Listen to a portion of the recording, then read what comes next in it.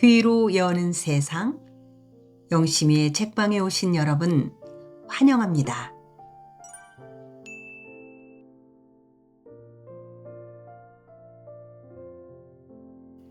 오늘부터 한승원 작가님의 동학제 총 7권 중에서 제3권 슬픈 운명을 시작합니다.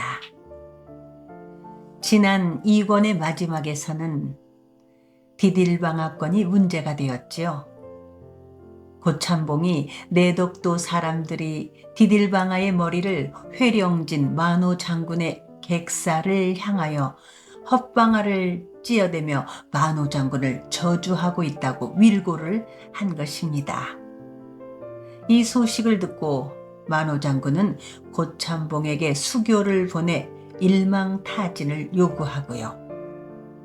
명령을 받은 수교들은 또 수교들대로 디딜방아보다는 머릿속에 고기 자반이나 미역다발, 말린 피문어 같은 것들만 생각하고 있습니다.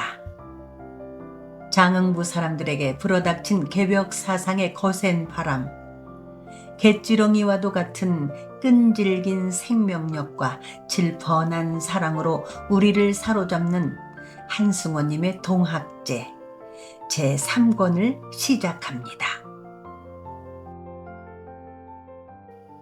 제3권 슬픈 운명. 제3권 슬픈 운명. 1. 살부의 소망. 고이철은 만수가 몽둥이로 두들겨 맞은 개처럼 버드러져 바르르 떠는 모습을 보면서 몸서리를 쳤다. 사람이 사람을 어떻게 저럴 수 있단 말인가. 저것들은 사람도 아니다. 고이철은 종금산과 평산한테 각기 팔 하나씩을 붙잡혀 있었다. 그는 금산과 평산을 향해 소리쳐 말했다. 너희들 잠시 이 팔을 좀 놔라. 할 일이 있느니라. 저것들이 저러지 못하게 막을 것이니라. 아버지 고참봉을 만나 수군들이 잔혹한 만행을 더 이상 저지르지 못하도록 막으라고 말할 참이었다. 수교 백수인을 만나서 따질 생각이었다. 금산과 평산이 팔을 놓아주지 않았다. 금산이 그에게 통사정을 했다.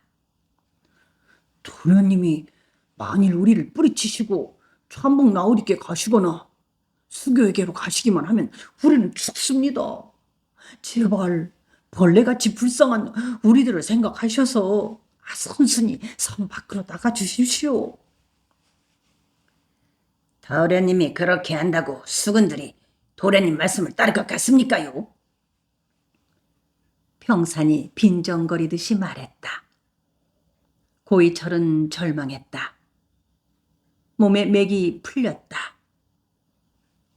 그들에게 더 할 말이 없어졌다. 이 세상은 아수라장이고 사람 가죽을 둘러쓴 호랑이나 여우나 늑대나 지옥의 사자들만 우글거린다고 고이철은 생각했다. 그는 종들을 향해 말했다. 가자. 금산과 평산이 그를 부축하듯이 붙잡은 채 걸었다. 금산아, 평산아, 너희들은 왜 그렇게 멍청하기만 하냐? 왜 너희 상전한테 속량해달라는 말을 못하냐? 내가 이번에 바깥 세상을 돌아다니면서 속속들이 살폈느니라. 속량을 해주지 않으면 그냥 도망쳐 나가거라.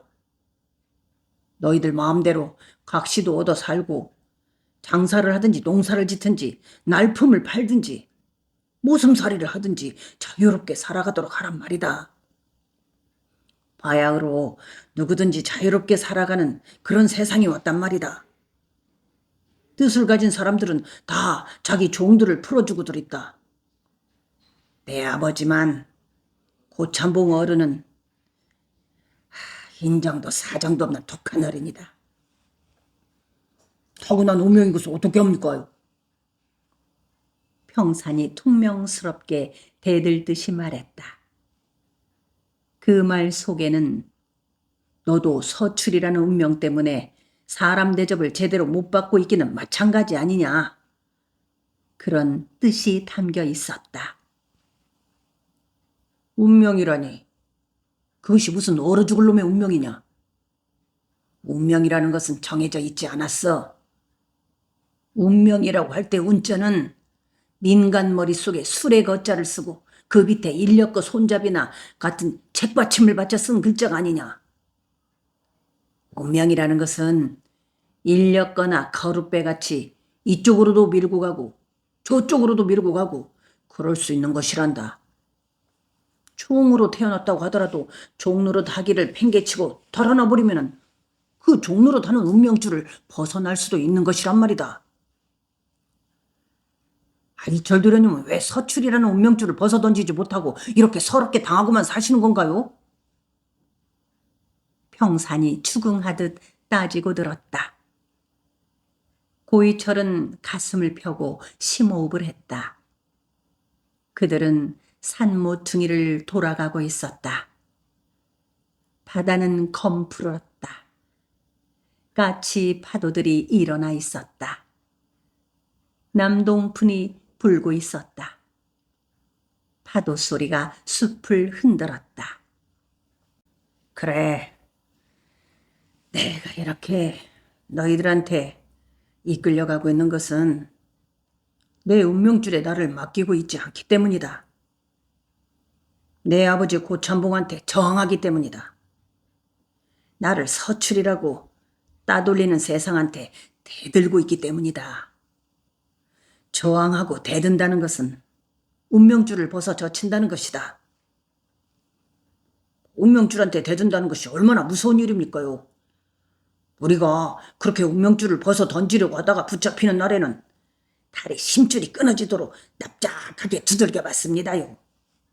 또 벗어 던지고 나가보았자 하루 세끼 밥도 제대로 못 얻어먹고 누더기 간발하고 얼어 죽기 아니면 굶어 죽일 바에는 시키는 대로 하면서 죽은 듯기 사는 것이 행복 아니겠습니까?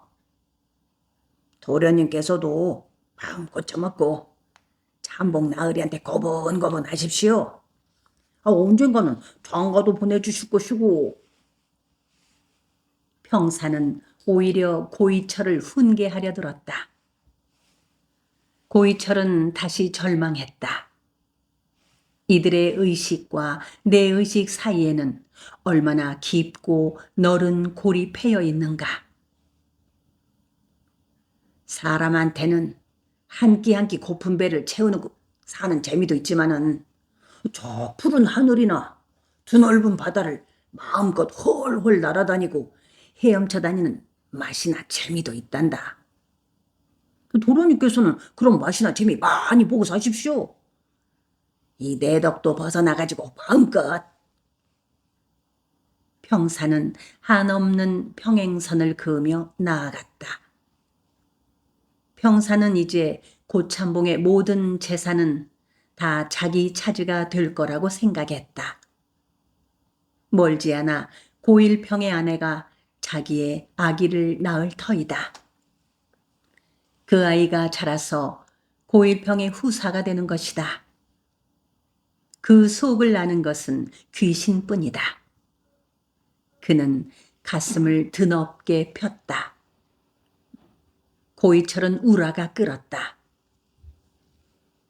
너희들이 나를 저기 저 노둔머리까지 끌고 가서 노두를 타고 건너가게 몰아붙인다고 해서 내가 고지고대로 내덕도 밖으로 나갈 것 같으냐? 여기까지 조용히 끌려오는 체 하는 것만 해도 너희들의 처지를 생각해서 그런 것이다. 아이고, 그러고 말고요. 셋내는 도련님의 깊은 속을 잘 알고 있사옵니다. 금산이 굽실거리며 말했다. 도련님, 제발 파리 같은 셋내 목숨들을 생각해서 잠시 저 건너로 가셔서 며칠 동안만이라도 계시다 오십시오. 평산과 금산의 알랑거리는 꼴이 보기 싫었다. 그들은 속으로 고이철을 비웃고 있었다. 고이철은 허공을 쳐다보기만 했다. 고이철은 더 이상 말하고 싶지 않았다. 그 종놈들은 종질로 못이 박혀 있었다. 머릿속도 뱃속도 어찌할 수 없는 종스러운 피와 생각들 뿐이었다.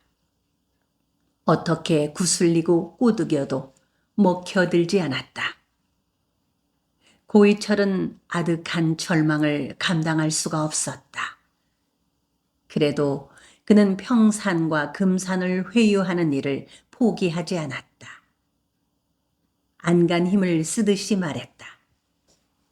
자기의 말이 당장은 효험이 없을지라도 훗날 어떤 계기가 온다면 그들을 문득 각성하게 하는 씨가 될 수도 있을 거라고 그는 믿었다. 나도 너희들의 말을 따라서 순순히 노두 저쪽으로 가줄 테니까 너희들도 내 말대로 제발 너희 상전한테 면천해달라고 졸라라. 눈을 크게 떠라. 세상은 좁은 것이 아니다. 종질을 안 해도 굶어 죽지 않고 살아갈 수 있어. 얼마든지 살아갈 수 있단 말이다. 이렇게 말을 하고 나서 고이철은 한숨을 쉬었다. 뱀에게 배로 기어가지 말고 내 발로 기어가라고 말을 하는 것이 나을 듯 싶다고 생각했다. 금사는 허리를 굽실거리면서 네, 알겠습니다, 도련님. 도련님께서 시키는 대로 하겠사옵니다. 하고 말했다. 고이철은 그의 말을 믿지 않았다. 종들은 앞일을 생각지 않는다고 생각했다. 우선 그때 그 자리만 모면을 하려 할 뿐이다. 고이철은 그들에게 팔 하나씩 맡긴 채 눈을 감고 걸었다. 비펀 모퉁이 끝에 갯벌밭 노둣길 머리에 기슭에 이르렀다. 노둣길을 지키는 수군들이 보이지 않았지만 금산과 평산은 숲속으로 들어갔다. 거기에서 썰물이 지기를 기다렸다가 고이철을 그 노둣길 저쪽으로 내치려는 것이었다. 수군들 눈에 띄면 귀찮은 일을 당할지도 모르는 것이었다. 수군들은 노두를 건너려는 사람들의 보찜을 뒤져 엽전을 뜯기도 하고 고기 잡은 두rum에서 한두 마리씩을 강탈하기도 했다. 그들은 고이철을 길다랗게 누워있는 검은 바위 위에 앉혔다. 도련님, 여기 앉으십시오. 평산이 말했다. 금산이 고이철의 어깨에서 괴나리 보찜의 매일끈을 벗겼다. 평산이 고이철의 옆에 풀밭에 엉덩이를 붙이고 앉았다. 금산도 앉았다. 그들은 앞에 펼쳐진 푸른 바다 물너울을 바라보았다. 파도가 철썩거렸다. 노둣길은 그 파도 치는 물 속에 묻혀 있었다. 아따, 노두노는 울력이 1년에 서너 차례 있었으면 좋겠어. 금산이 군입맛을 다시면서 말했다. 금산은 내덕도 안 사람들의 큰 명절 같은 갯벌밭 노둣길 울력하는 날 사먹는 밀개떡과 보리범벅과 닭배기와 엿을 생각하고 있었다. 그 울력은 해마다 2월 초여드렛 날 벌어졌다. 초하루인 하드렛 날은 머슴날이었다. 그날은 콩을 볶아 먹고 칡뿌리를 캐 먹었다. 머슴들과 종들은 일을 하지 않고 배 터지게 먹고 마시고 춤추고 뛰놀았다. 그로부터 1회째 되는 날이 내덕도의 노둑길 울력하는 날이다. 머슴날과 마찬가지로 머슴들과 종들이 거듭 배 터지게 먹고 흥청거리는 날이었다. 내덕도 안에 사는 사람들이면 반드시 한 가구에 한 사람씩 빠짐없이 그 울력에 참여했다. 만일 빠지면 나락 2대를 물어야 하므로 손포가 없는 집에서는 남의 담살이 머슴이라도 사서 내보냈다. 그것도 살 수 없는 형편인 집에서는 치맛자락이라도 나와야 하는 것이었다. 울력에 참여할 수 있는 사람은 반드시 남녀 모두 15살이 넘은 사람이어야만 했다. 해마다 15살이 되는 남녀는 그해 대보름날 밤에 마을의 두레에다가 진새 술 한 동이를 내곤 했다. 그 집에서 누가 그 울력에 참여하든지 가장은 그 울력꾼한테 엽전 한 입이라도 주게 되어 있었다. 도시락은 도시락대로 싸 짊어지고 용돈은 용돈대로 다 가지고 오는 것이므로 울력꾼들이 돌덩이를 짊어지고 가는 골목골목에는 장사꾼들이 즐비했다. 그들은 고읍장이나 대흥장터를 맴도는 떡장수, 엿장수, 강정장수, 범벅장수, 밀개떡 장수들이었다. 군밤 장수들도 있고 탁배기 장수들도 있었다. 묵장수도 있었고 우무장수도 있었다. 우무장수는 능청스럽게 노래를 불렀다. 이놈 한 그릇만 잡수시면 한양까지 가셨다가 올 때까지 배고플 염려를 다 풀어놓으셔도 돼요. 오, 우무 잡수시오. 망나니 같은 울력꾼 하나가 우무장수 옆에서 엉덩이를 땅바닥에 델락말락한 채로 활개춤을 추면서 말반 노래반으로 외쳐댔다. 밑으로 나온 것을 씻어서 다시 먹고 또 나오면 씻어서 다시 먹고요. 우무죽 잡숴요. 우무죽 잡숴. 우무장수가 그에게 호통을 쳤다. 그래. 이 자식이 장사를 망쳐놓으려고. 종들이 서너 이상씩 있거나 머슴들이 2~3씩 있는 집이거나 형제들이 너댓씩 있는 집에서는 그 울력에 서로 나가려고 싸우곤 했다. 양갓집 교수들은 처내를 둘러쓰고 떼지어 나와 숲속에 숨어서 울력꾼들이 엿치기 하는 모습과 엿장수들이 엿타령을 부르며 몸을 흔들어대는 모습과 군밤 장수들이 군밤 타령하는 것을 보기도 했다.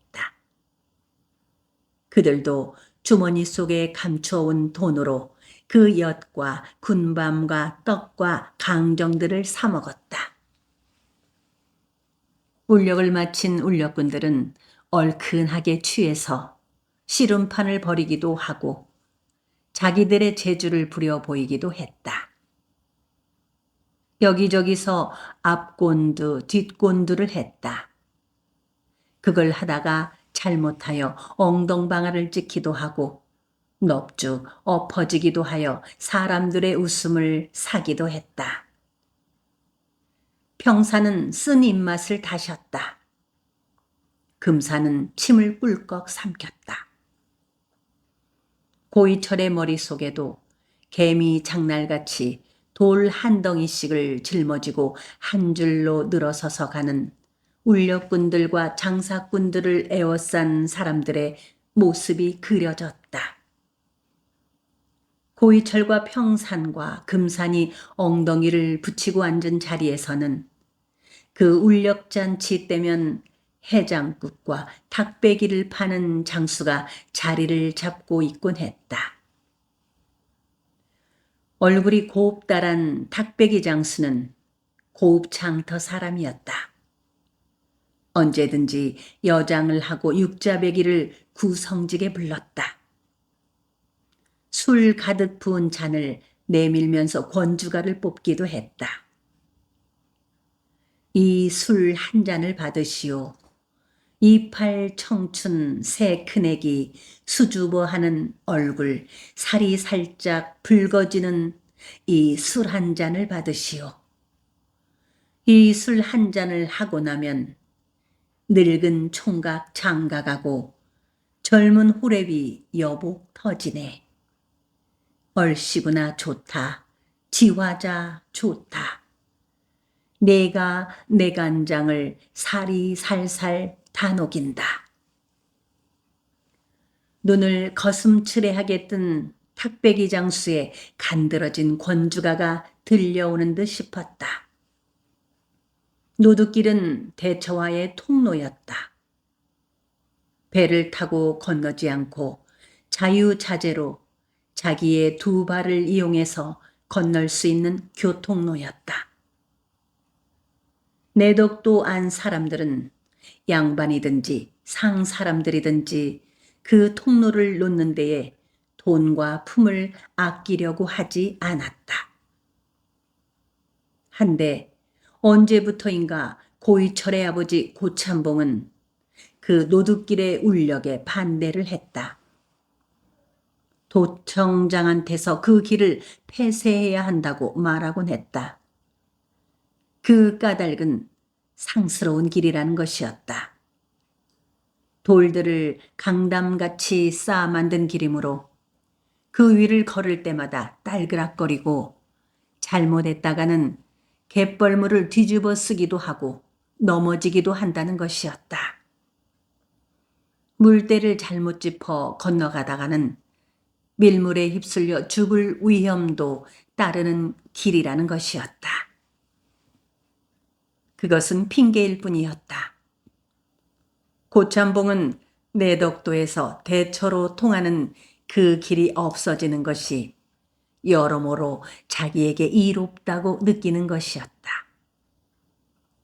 생각 같아서는 외부로 통하는 모든 길을 다 폐쇄하고 싶을 터였다.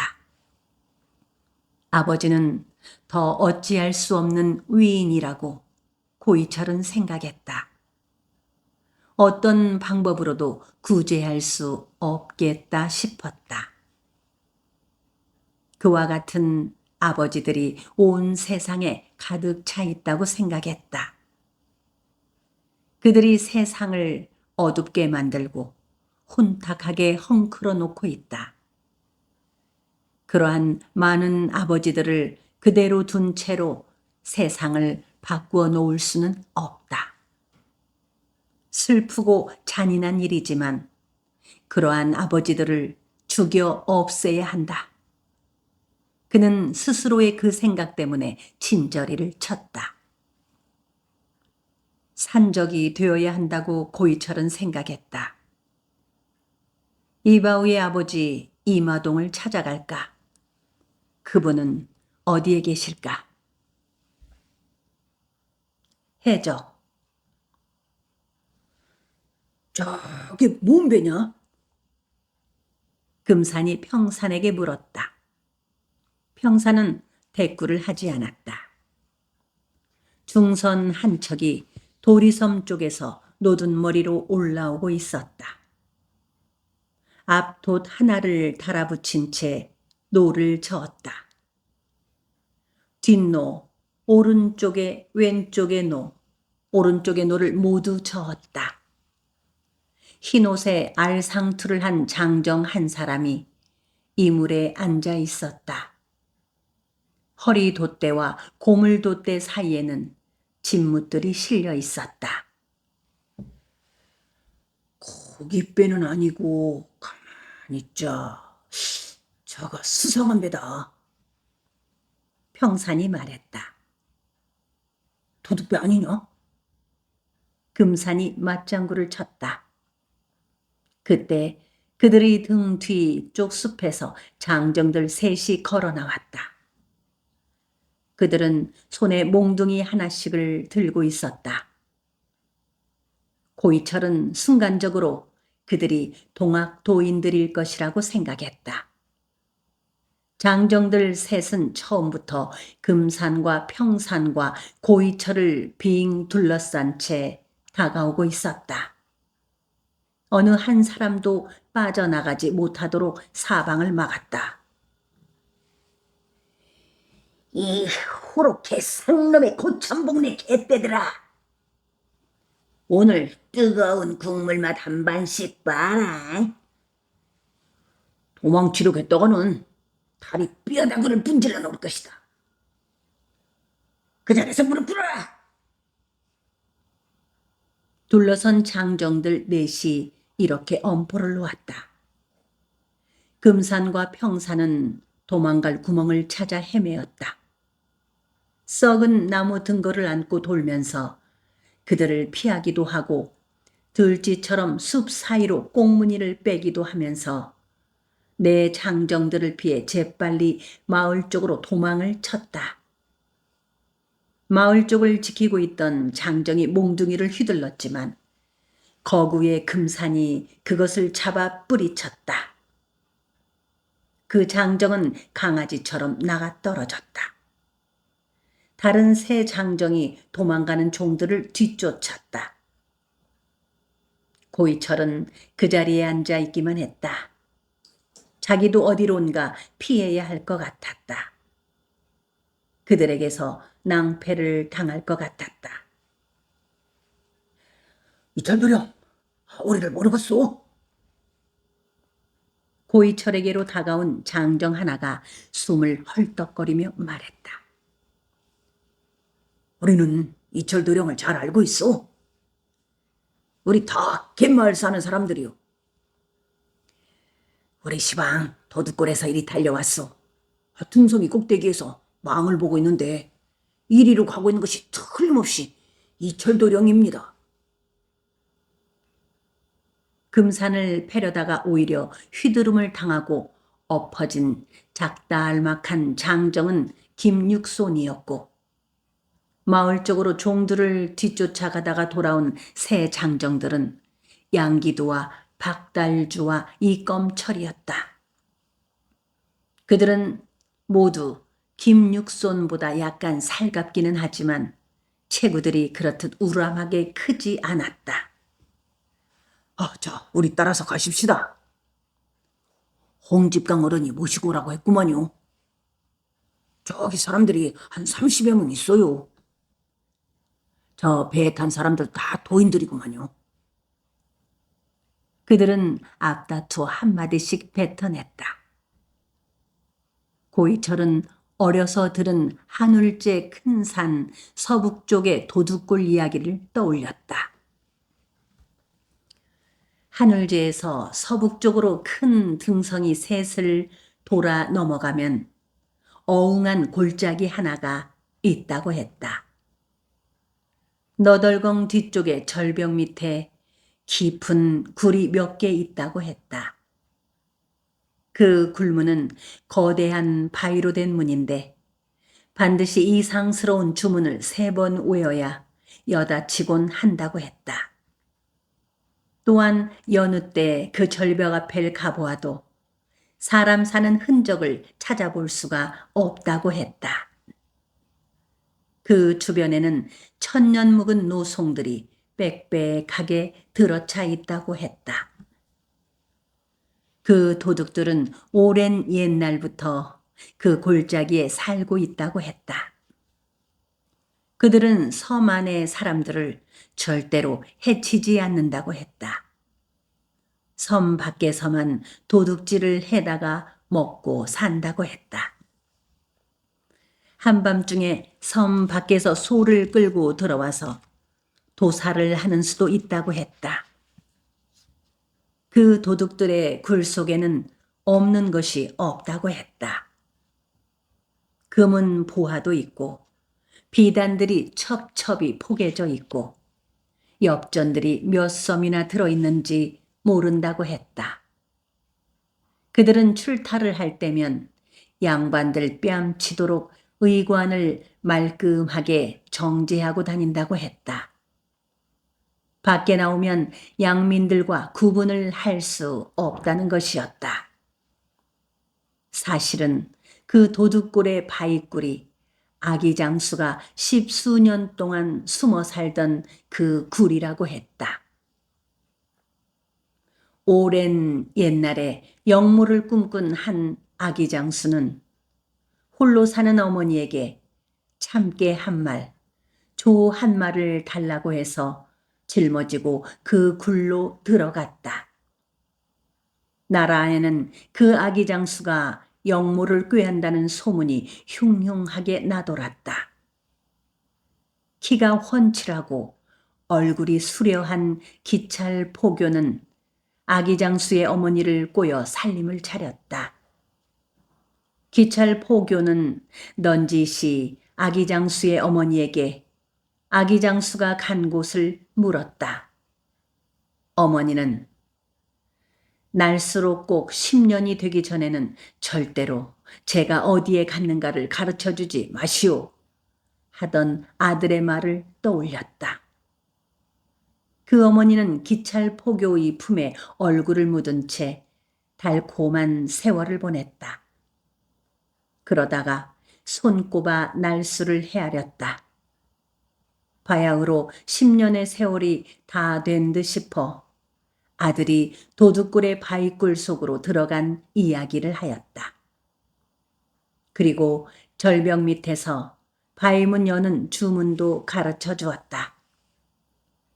기찰 포교는 근처에 은신시켜 놓은 포졸들을 이끌고 달려가서 바위굴의 문을 열었다. 바위굴 안에는 말과 병사들이 가득 들어차 있었다. 아기 장수가 조로 말을 만들고 참깨로 군사들을 만들고 있었던 것이다. 하루만 더 지나면 아기 장수가 그 말과 군사들의 숨을 터나게 할 참이었다. 그리고 그 군사들을 이끌고 한양으로 진격해서 왕을 몰아내고 대신 왕이 되려고 했던 것이다. 기찰 포교는 포졸들에게 그 군사와 말들의 심장을 찔러 죽이라고 했다. 굴 안에는 말과 사람의 피가 홍수처럼 쏟아져 나왔다. 기찰 포교는 아기 장수를 한양으로 압송하여 효수를 했다. 그것은 어린 시절부터 마을 안에 떠돌곤 하던 이야기였다. 도둑골의 도둑들을 사람 아닌 사람이라고 말하기도 했다. 그들은 신출귀몰하는 도술들을 가지고 있지만 섬 안의 나무꾼들이나 약초를 캐는 사람들에게는 모습을 보이지 않고 해를 입히지도 않는다고 했다. 심지어는 근동 사람들의 입살에 오르내리는 만호나 고참봉을 징치하려 하지도 않는다고 했다. 그것은 그들의 보금자리가 노출되지 않도록 하려는 것이었다. 노출되면 회령진 수군들이 창칼을 들이대고 진격을 하여 올 것이기 때문이었다. 그들은 수군들이 별스럽게 진격을 해와도 능히 물리칠 수 있지만 수군들과 대적하려 하지를 않는다는 것이었다. 그것은 호랑이가 자기의 새끼들을 낳아 기르는 골짜기와 그 주변을 두남두는 것과 한 가지라는 것이다. 어쩌면 그 도둑골에는 도둑들이 자기의 밭꽃같이 예쁜 각시와 삘기같이 부드럽고 예쁜 아기들과 함께 살림을 차리고 사는지도 모른다고 말을 하기도 했다. 그것은 주로 아이들의 입에서 입으로 전해지는 이야기였을 뿐이었다. 어른들은 그것을 믿으려 하지 않았다. 어디가? 천만의 말씀이다. 내가 몇 번 그 도둑걸로 뗄나무를 하러 갔는데 쥐새끼 한 마리도 없더라. 하긴 그 절벽 밑에 바위굴이 셋이나 있기는 있지야. 그렇지만은 그것은 시커먼 어둠만 담고 있더라. 대문간을 지키는 털보가 그의 아들과 고이철에게 이렇게 말을 했었다.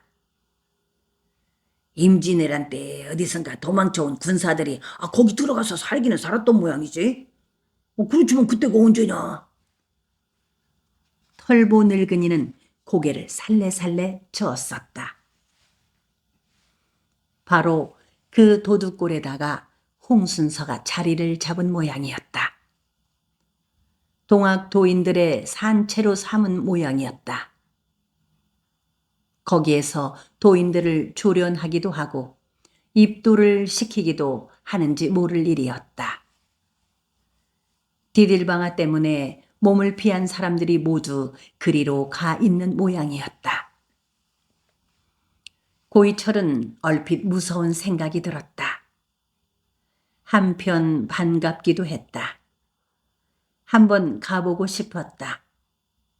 대관절 얼마나 많은 수가 그 도둑골에 모여 있을까? 거기에서 무얼 하고 있을까? 거기에 산채를 마련한 그들의 깊은 뜻은 무엇일까? 내 장정들은 고이철을 앞장서서 숲으로 들어갔다. 칡덩굴과 으름덩굴과 머루덩굴들이 얽혀 있었다. 산딸기 나무들도 들솟아 있었다. 그들은 숲을 헤치면서 걸었다.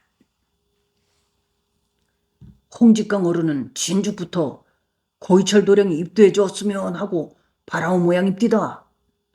그렇지만 고도령 처지가 처지인 만큼 말을 빼지는 못하고 있었겠지요.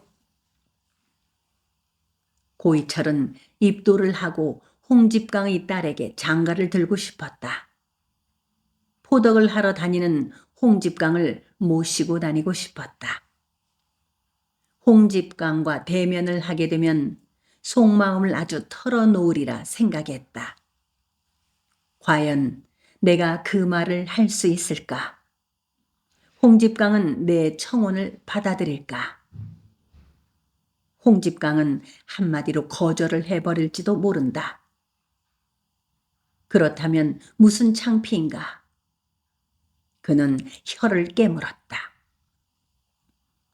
고이철 일행이 등성이 하나를 넘어서 비좁은 골짜기로 들어섰을 때 그들의 등 뒤쪽에서 장정 셋이 괴짝짐과 숯가마니 같은 짐들을 쥐고 올라오고 있었다.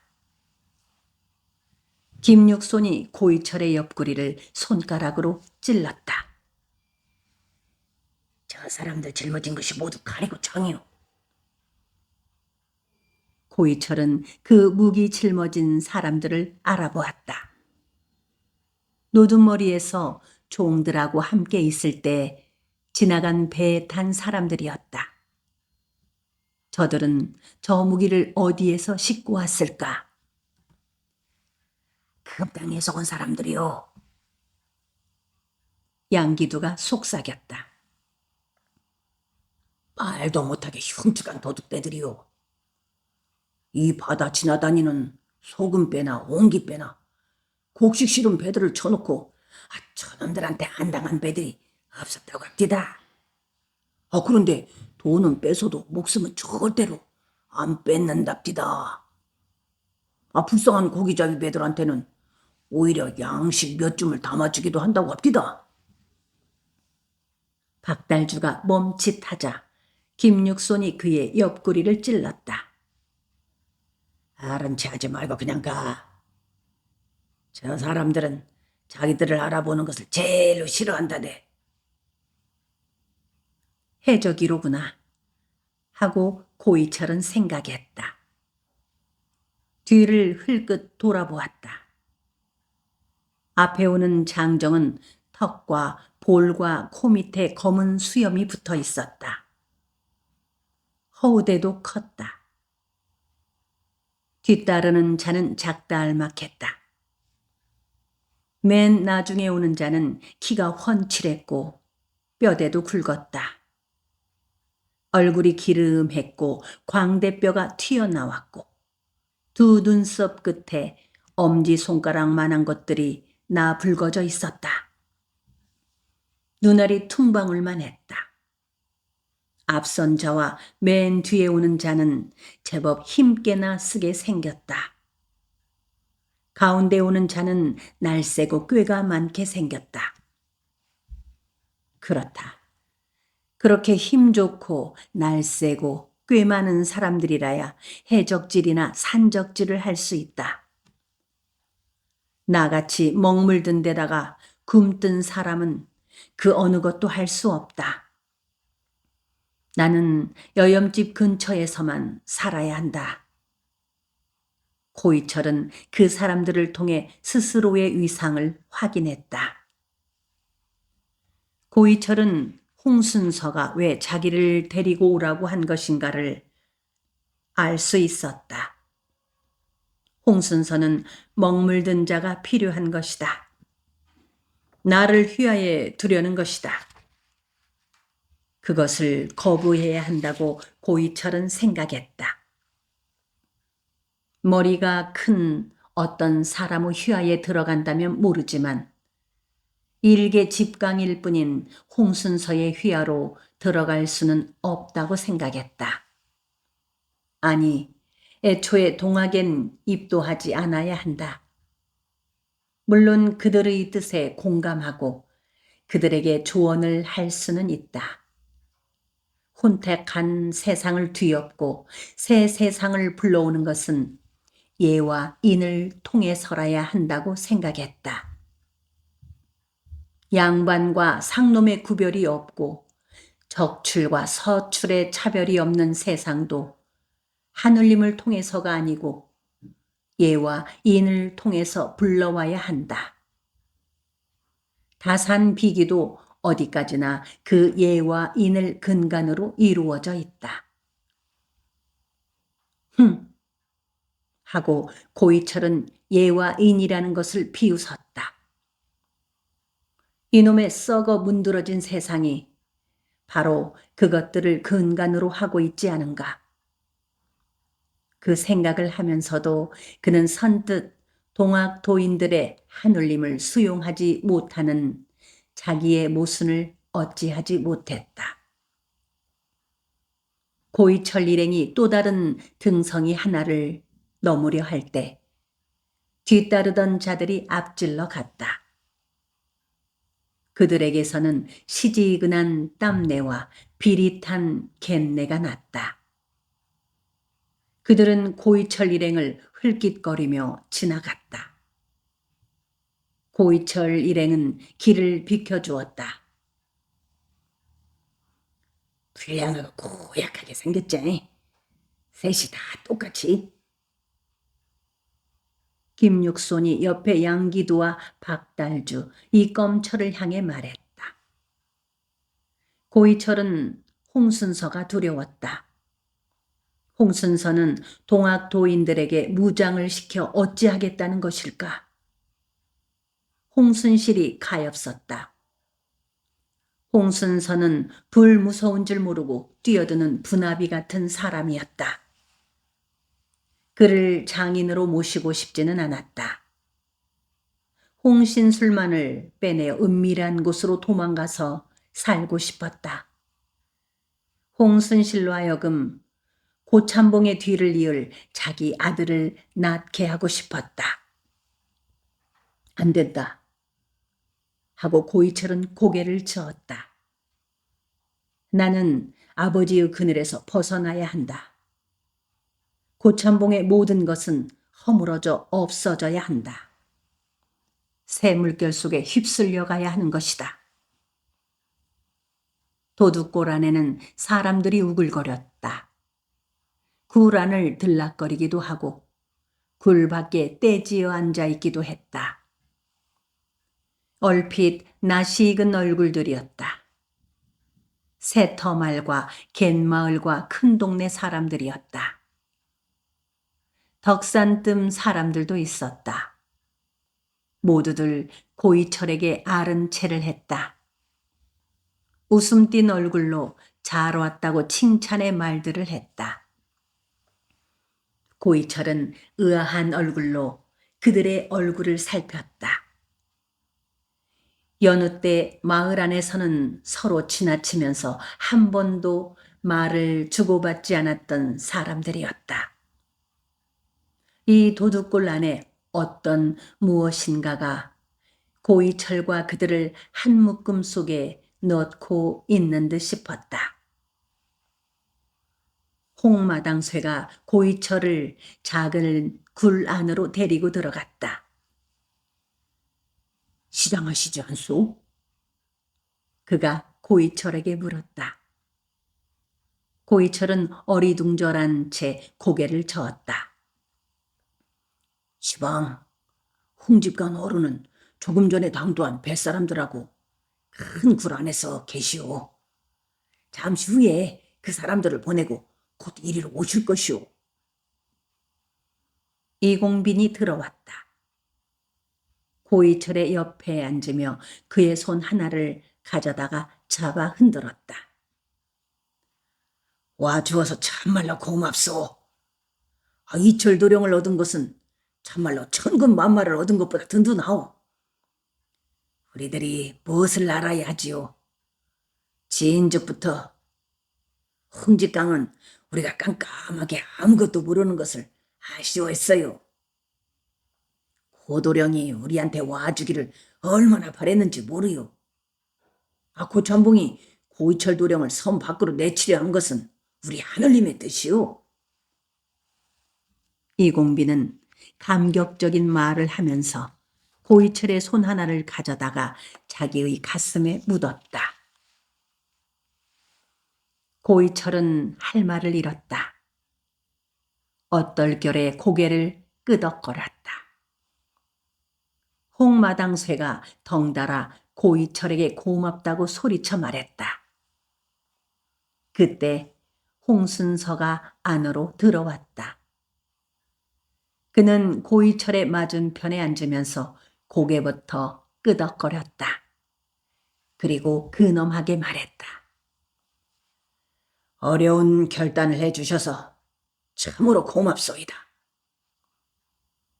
홍순서는 고이철을 향해 그들이 앞으로 하려고 하는 일이 어떤 것인가를 말하기 시작했다. 이제 때가 왔습니다. 오늘 우리한테 창과 칼이 들어왔습니다.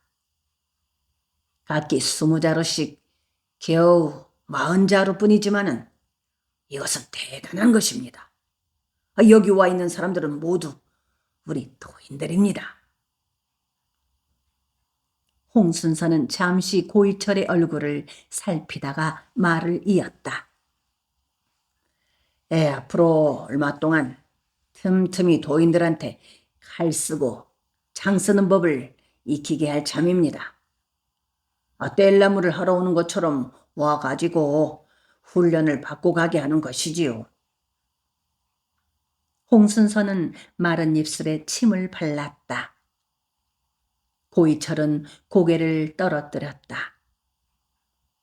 홍마당새와 이공비는 숨을 죽였다. 한동안 침묵이 흘렀다. 바깥 사람들의 낮게 짓거려대는 소리가 흘러들었다. 수군들이나 고참봉의 종들한테 짓밟히기만 하면서 살아갈 수는 없는 일이란 말이지요. 안 그렇습니까? 홍순서는 고이철의 얼굴을 뚫을 듯이 바라보았다. 고이철은 악몽을 꾸고 있는 듯 싶었다. 홍순서가 꾸미고 있는 음모는 결국 자기의 아버지 고참봉을 죽이자는 것이었다. 내가 이들과 합세를 해도 되는 것일까? 이들은 과연 내가 그들의 음모에 가담하리라고 여기고 있을까? 내가 고참봉에게 아들 대접을 받지 못하고 있다고 해서 고참봉을 죽이는 일에 가담을 하리라고 보는 것일까? 살부계라는 말을 들어본 적이 있으십니까? 보은을 가다가 한 주막의 복록방에서 잠을 자면서 그 이야기를 들었습니다. 옆방 나그네 하나가 그 살부계에 대한 이야기를 하더군요. 홍순서는 잠시 뜸을 들였다가 말을 이었다. 고이철은 고개를 떨어뜨리고만 있었다. 한 고을에 세 장정이 살았는데 그들의 아버지는 극악무도한 사람들이었답니다. 한 아버지는 고리대금업을 하는데 빌려간 돈을 갚지 못하면 대신 그 사람의 아내나 딸을 첩으로 삼곤 했답니다. 종들을 시켜서 만만한 사람들을 잡아들여서 곤장을 치기도 했답니다. 다른 한 아버지는 관아의 아전이었는데 고을에 밥술이나 두고 먹는 사람들은 그 아전 등살에 죽을 지경이었답니다. 객지 사람인 사또도 그 아전 한 사람의 손바닥 안에서 놀아났답니다. 그 아전은 밉직한 사람이면 어느 누구를 막론하고 사또에 속닥거려서 곤장을 치고 주리를 틀곤 하였답니다. 또 다른 한 아버지는 포장을 하다가 떨려난 사람인데 나이가 들면서 술 마실 줄밖에 모르는 개망나니가 되었답니다. 술에 취하기만 하면 자기의 늙은 아버지, 아내, 자식들, 마을 사람들을 가리지 않고 두들겨 팼답니다. 그들 셋을 그 고을의 사막이라고 했답니다. 그 아들들은 그래도 눈이 올바로 박힌 놈들이었던지 한자리에 모여 머리를 맞들대고 기회를 묻었는데 그것이 바로 살부계랐답니다. 서로 상대편의 아버지를 죽여주기로 하는 기회를 묻었단 말입니다.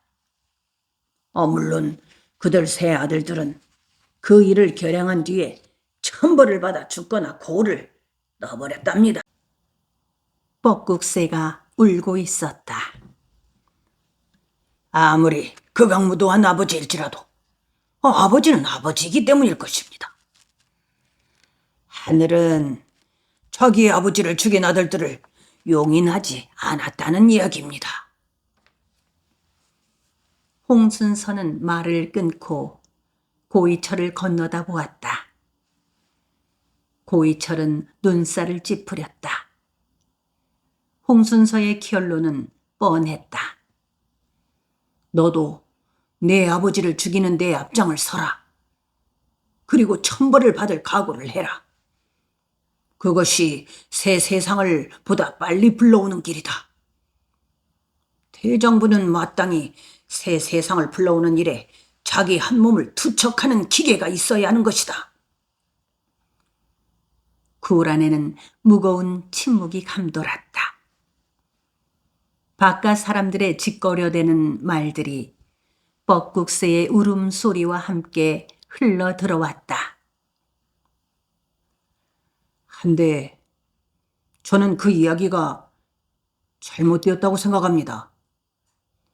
그것을 입에 담은 사람들은 공맹사상에 깊이 물든 사람들이란 말입니다. 이제 우리가 그 이야기를 만든다면 그 아들들이 천벌을 받았다고 만들지 않습니다. 새 세상을 만든 장본인들이 왜 천벌을 받는단 말입니까? 그들은 아버지들이 사라지고 없는 세상을 새 세상답게 꾸려 나가야지요. 그 책임이 그들 새 아들들한테 있질 않습니까? 고이철은 가슴이 답답했다. 이런 경우에는 어떻게 해야 하는 것일까? 악부도 아버지는 아버지이므로 그 아버지를 죽이자는 데에는 절대로 참여할 수 없다고 과감하게 떨치고 일어서야 하는 것일까? 아버지를 죽이려 하는 이자들을 철천지 원수로 여기고 이들과 싸워야 하는 것일까?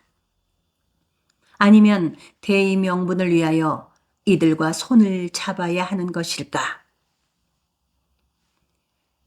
고도령, 이 세상은 어차피 뒤집어 놓지 않으면 안 될 세상입니다.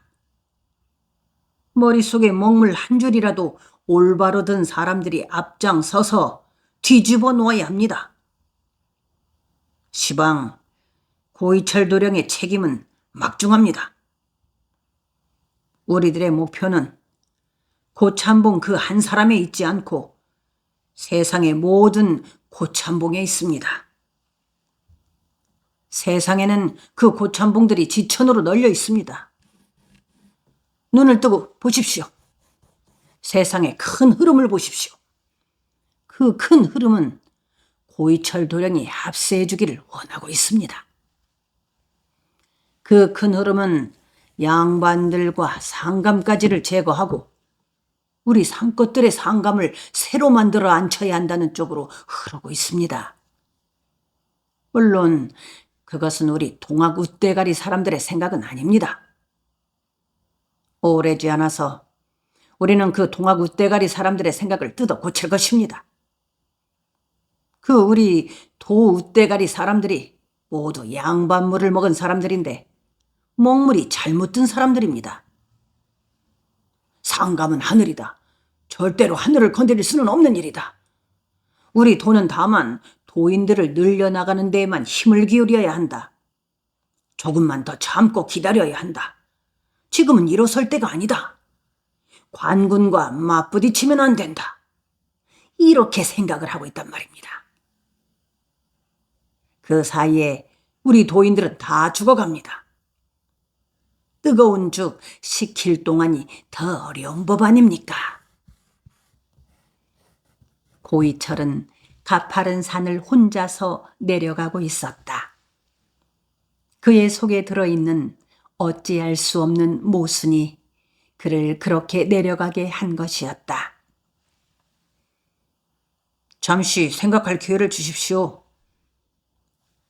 고이철은 홍순서에게 이렇게 말했을 뿐이었다. 그는 혀를 아프게 물었다. 나는 비겁자다. 남들이 가져다주는 새 세상에서 살고 싶기는 하지만 내가 직접 뛰어들어 그 혼탁한 세상을 뒤집기는 겁이 나는 것이다. 개 같은 자식, 핑계가 좋다. 새 세상을 불러오기는 불러오되 하늘님을 통해서가 아니고 예와 인을 통해서라야 한다는 것은 또 무엇냐? 액다 이 빌어먹을 놈의 예와 인, 나의 논리는 이 세상을 부처님의 자비만으로 순화시키고 정화시켜야 한다고 주장하는 중들의 생각하고 다를 게 뭐란 말인가? 오직 여호와 하나님의 세상으로 가기 위하여 살아가는 천주학쟁이인 외삼춘 연남석의 생각과 다를 것이 무엇인가? 그는 숲을 벗어나서 노둔머리 앞에 섰다. 어디로 갈까? 보랏빛 천관산과 내덕도 사이에는 잿빛의 갯벌밭이 아득하게 펼쳐졌다. 그 갯벌밭 한가운데로 노두가 거대한 먹구렁이나 지네처럼 꿈틀꿈틀 기어가고 있었다. 이 노두를 건너갈까? 다시 집으로 들어갈까? 고참봉한테 개과 천선하고 동학 도인들을 회유하라고 말해줄까? 고참봉의 삶은 고참봉의 삶이다. 그는 천관사의 무예 스님을 떠올렸다. 어떻게 살아가야 하는가를 그 스님에게 묻고 싶었다.